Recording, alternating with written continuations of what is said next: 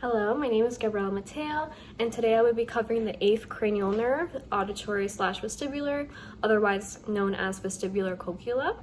So first I will go over the function of the 8th cranial nerve, and as we have learned in class, the 8th nerve derives from sensory only. It does not have any motor function, and carries out auditory and balance information from the inner ear to the brainstem. However, we are going to go more in depth now. So the 8th nerve consists of the auditory system and vestibular system. It consists of cochlear nerves and vestibular nerves. The cochlea is responsible for transmitting auditory signals from the inner ear to the cochlear nucleus, which is located in the brainstem, or more specifically the medulla, then ultimately to the primary auditory complex located in the temporal lobe. Then within the inner auditory canal, the cochlear nerves connect to the vestibular nerves to essentially form cranial nerve 8. And the vestibular portion relays information related to motion and position. It involves communication between the vestibular apparatus, ocular muscles, which controls eye movement, postural muscles for posture, the brainstem and cerebral cortex. And the vestibular system has an influence on controlling blood pressure by using sympathetic pathways. So the way that the 8th nerve is significant to SLPs is because direct trauma to the 8th nerve can lead to tumors, infection, vertigo, tinnitus, and hearing loss. This can cause deficits in speech, as it can prevent someone from hearing sounds properly or communicating properly. An SLP, when conducting a diagnostic evaluation, should always perform an auditory hearing screening to rule out any 8th nerve deficits.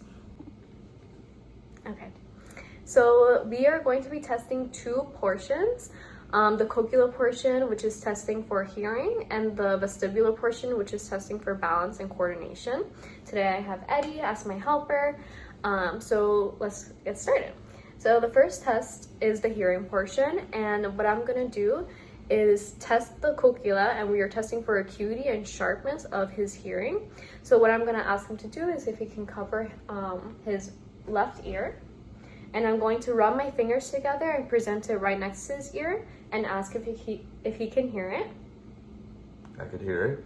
And now I'm going to move it farther away, and you're going to tell me when you no longer hear it. I can no longer hear it. Okay. So what this means is that he has from a close vicinity and from a farther vicinity, since he can hear the sound, he has no signs of deafness or any hearing loss. So we're going to do this to the other ear. If you can cover that ear. Can you hear it? Yeah, I could hear it. Tell me when you no longer hear it. I can no longer hear it. Okay. So then this also tells me for his other ear that he does not have any signs of deafness or hearing loss, which is a good sign. So if there is any auditory deficits, you can follow this test up with what is called the Weber test or Rene test to determine if the patient has conductive hearing loss or sensory neural hearing loss. And so what I would do is I would take a tuning fork and bang it and present it in the middle of his forehead, and he's going to tell me if he hears it in both ears or just in one ear. I could hear it in both ears. Okay.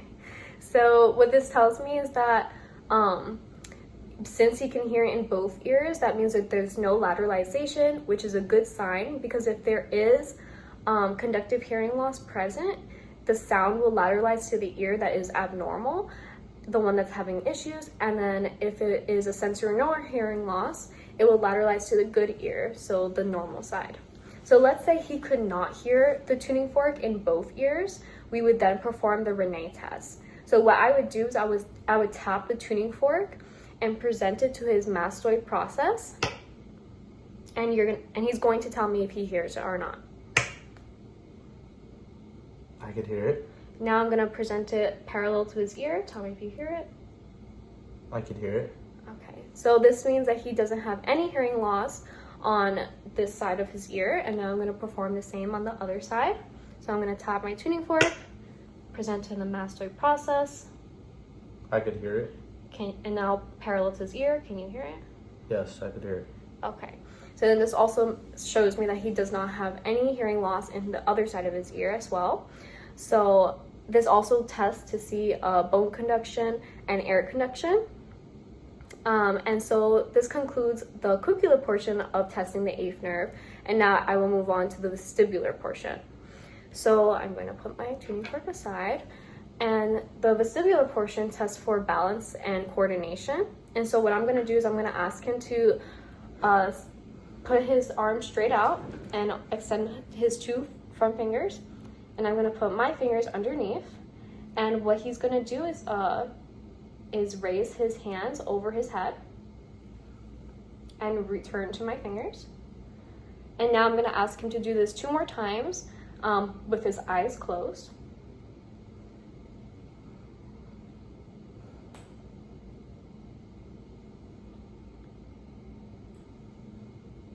Okay, so because he was able to return back to my fingers with no issues, means that his balance and coordination is intact, which is good. And so then this concludes my testing process of the cranial nerve number 8, the auditory/vestibular. Thank you.